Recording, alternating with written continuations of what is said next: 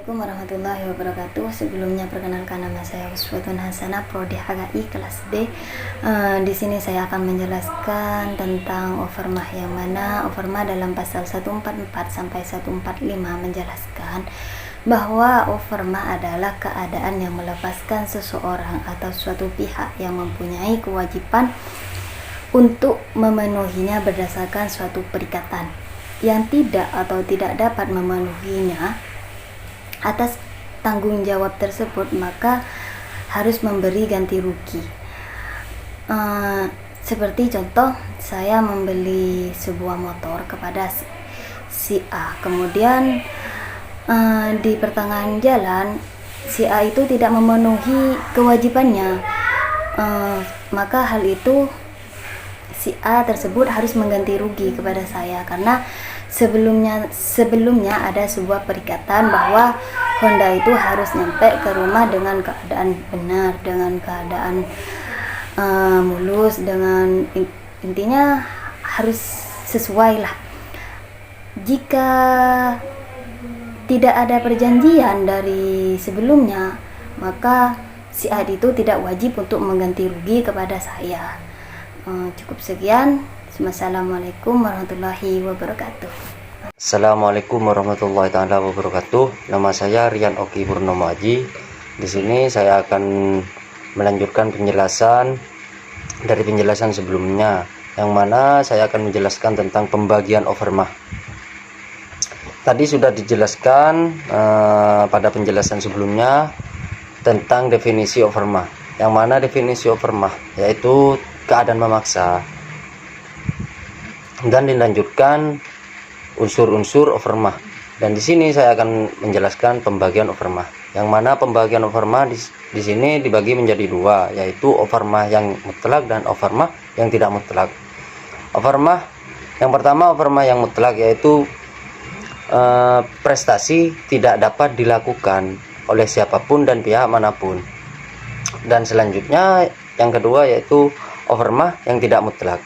Overmah yang tidak mutlak adalah prestasi masih dapat dilakukan, akan tetapi harus melakukan usaha atau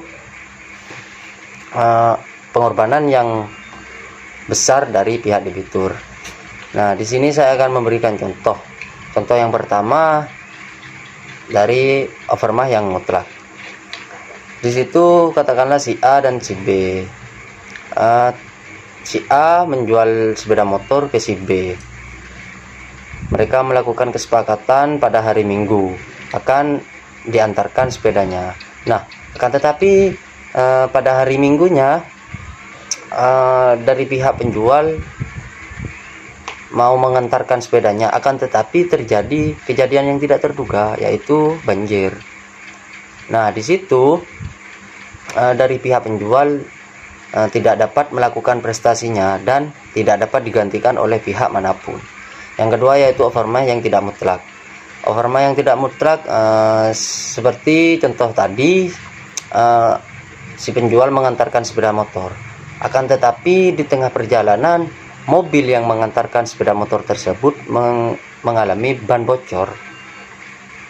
Di situ jauh dari tambal ban dan tidak membawa ban serep. Jadi apabila prestasi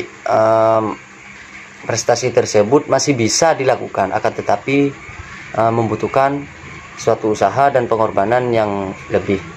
Mungkin itu saja yang bisa saya jelaskan dari pembagian format. Kurang lebihnya saya ucapkan terima kasih. Wassalamualaikum warahmatullahi wabarakatuh. Baik, assalamualaikum warahmatullahi wabarakatuh. Nama saya Ahmad Hanif, NIM 203820114141. Di sini saya akan menjelaskan tentang hukum perikatan, di mana unsur-unsur keadaan memaksa atau overmah. Baik, yang pertama, tidak dapat memenuhi prestasi karena terjadi peristiwa yang membinasakan objek sebuah perikatan. Yang nomor dua yaitu tidak dapat memenuhi prestasi karena terjadi peristiwa yang menghalangi debitur untuk berprestasi. Yang nomor tiga, tidak dapat memenuhi prestasi karena terjadi sebuah peristiwa yang tidak dapat diduga di saat melakukan prestasi. Jadi dapat disimpulkan dari semua itu, contoh yang paling konkret yaitu terjadinya sebuah bencana alam. Karena bencana alam ini contohnya seperti kemarin yaitu Semeru, letusnya Gunung Semeru ya. Dan letusnya Gunung Semeru itu dapat merusak perikatan yang terjadi antara dua belah pihak dan terjadinya overmah. Sekian dari saya, Mananif. Assalamualaikum warahmatullahi wabarakatuh. Assalamualaikum warahmatullahi wabarakatuh. Perkenalkan, saya Sabilul Faizin. Sebagai penyaji materi akan menjelaskan tentang risiko overmatch. Risiko overmatch adalah kewajiban memikul kerugian yang disebabkan karena adanya kejadian di luar kesalahan salah satu pihak. Risiko overmatch dibagi menjadi dua, yaitu risiko pada persetujuan sepihak dan risiko pada persetujuan timbal balik. Risiko pada persetujuan sepihak ini di mana kewajibannya hanya pada satu pihak, contohnya hibah. Hibah adalah pemberian yang dilakukan oleh seseorang kepada pihak lain yang dilakukan ketika masih hidup dan pelaksanaan pembagiannya dilakukan pada waktu penghibah masih hidup pula. Dengan lebih sederhananya lagi, pengertian hibah adalah hadiah. Namun secara bahasa berarti pemberian secara sukarela kepada orang lain. Jika pemberian tersebut diberikan ketika sudah meninggal, maka itu dinamakan warisan, bukan hibah. Sekian dari saya. Risiko pada persetujuan timbal balik akan dijelaskan oleh pemateri berikutnya. Kurang lebihnya mohon maaf. Wabillahi taufiq wal hidayah. Wassalamualaikum warahmatullahi wabarakatuh. Assalamualaikum warahmatullahi wabarakatuh. Perkenalkan, nama saya Syarif Abdul Latif, nomor absen 14. Di sini saya akan menjelaskan tentang risiko dalam overmatch, yang mana risiko tersebut yaitu ada dua. Poin yang pertama yaitu risiko pada persetujuan sepihak. Poin yang kedua yaitu risiko pada persetujuan timbal balik. Di sini saya akan menjelaskan poin yang kedua. Yang mana poin yang kedua tersebut yaitu risiko pada persetujuan timbal balik. Risiko tersebut yaitu membebankan kerugian yang terjadi dalam keadaan memaksa. Contohnya, jika A harus menyerahkan ayam kepada si B, dan si B itu menyerahkan kambingnya kepada si A. Jika ayamnya si A itu matinya tersebut kesambar petir, maka si B tetap menguasai kambingnya. Baik, cukup sekian penjelasan dari saya. Kurang lebihnya mohon maaf. Wassalamualaikum warahmatullahi wabarakatuh.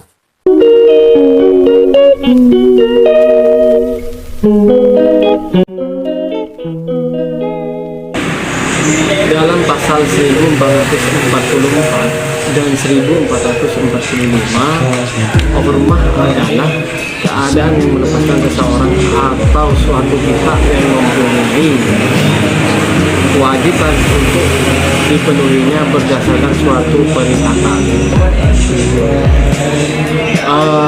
Di suatu perikatan yang tidak dapat memenuhi kewajibannya dari tanggung jawab, memberi ganti rugi, biaya, dan bunga. Di sini Abdul Qadir merumuskan 3 unsur keadaan memaksa.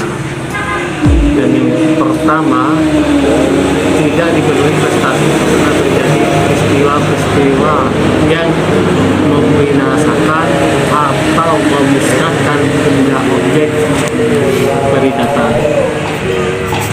Dan yang kedua, tidak dipenuhi prestasi karena terjadi peristiwa yang menghalangi perbuatan. Begitu untuk berprestasi. Dan yang ketiga, peristiwa itu tidak dapat diketahui atau